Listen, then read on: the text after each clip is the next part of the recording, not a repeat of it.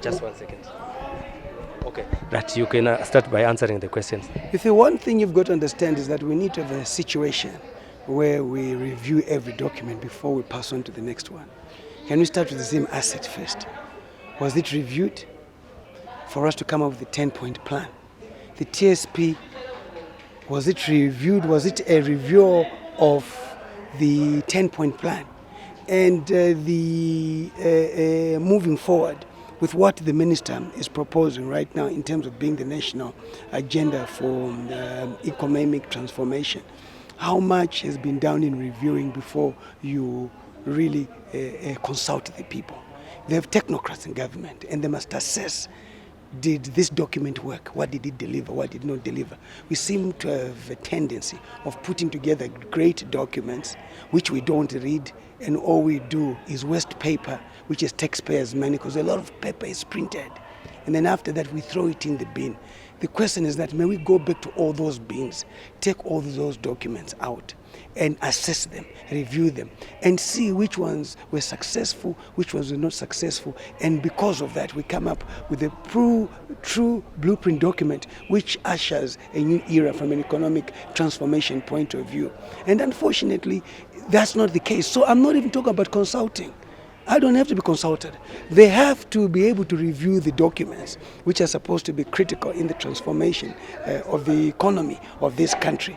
Has they been a review? And no, they've not been a review at all. So my next point, even with ISAP, why don't we go back, okay, even more from the ISAP days, see what was good for ISAP and what was bad for ISAP. We go to the next document, because we have a tendency of just coming up with great documents. Implementation is zero. Assessment of how they performed is zero. As a result, the next document is zero. So we have technocrats who just have a theory, a way of attending to issues, not a practical way of attending to issue. The current situation that we are in needs us to address things on the ground, matching the document with what's on the ground, bringing what's on the ground into the document. Without that, you cannot work. It's the same thing as the bottom-top approach. So these documents have got to be reflective of what is happening economically in Zimbabwe, and budgets are set along those lines.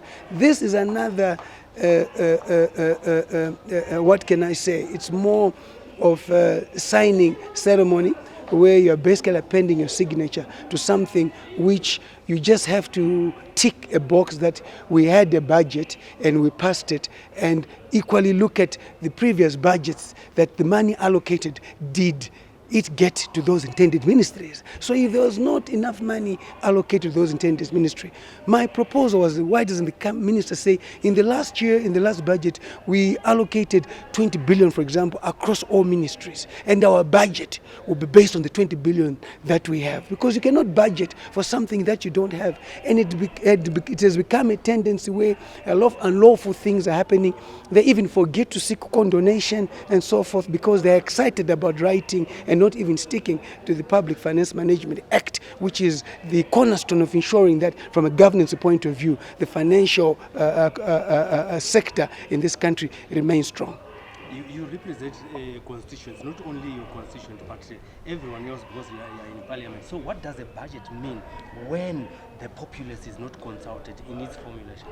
It has become a word. It has become a word. The budget has become a word which people just like to say, a budget, which does not tell you how much we have or how much we spent or how much we're going to spend. It's supposed to be an estimated expenditure. Okay, but an estimated expenditure must emanate from a true expenditure. That's why I'm saying that you cannot move without telling us how much was spent. The goals were there achieved in terms of allocating monies to ministries. And because of inflation, the allocation, the disbursement of money to various ministries is late. And it's eaten up by inflation. They are talking about increasing the salary of the civil servants to 240%, and they say it's great. But inflation is 680, 700%. So there's no buying power in whatever we're doing. They are saying that we have stabilized the rate. But you have not stabilized the rate because there's no buying power, because you still have not given the civil servants and even us members of parliament and people across sectors from a civil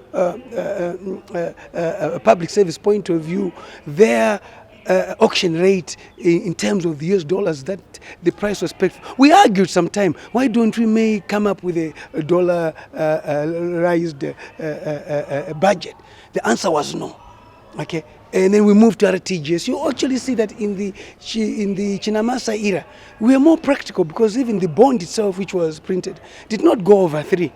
It would stagger between 2 and 3, and there was power in it. But right now, the moment we went into RTGS, the rate is what? Is 100, 115. It keeps going up while they try to control, they try to suppress. They are not allowing the economy to have a free flow. The economy is like a river. You must allow the water to go in the direction it wants to go until it finishes. But they try to come up with meanders, which do not mean anything. But let me tell you one thing, it will still take out those meanders at the end of the day, because that's the power of a river in any way. They all feed into the Zambezi. The Zambezi cannot feed into small rivers and so forth. It doesn't work.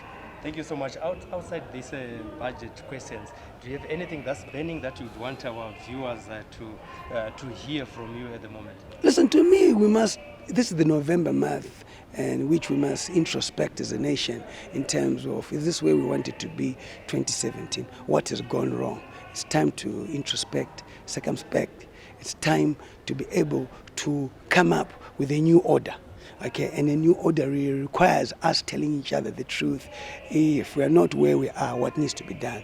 The Second Republic is known for being a reforming republic. It's known being a democratic republic. Have they consulted enough? Have they invited everybody to the table? Because I've always said that November 2017 was a people's march. That knew very well that His Excellency Idi Mnangagwa will be president. Everybody knew it. But they also expected an inclusive approach towards the Zimbabwe. The power with him, he won the elections. Even if he wanted to put an opposition cabinet, he still has the prerogative to appoint, to hire and fire. So he's not less. But what happens is that we have a ruling party that wants to eat everything. But at the same time, when there's trouble, they want to share the trouble with everybody.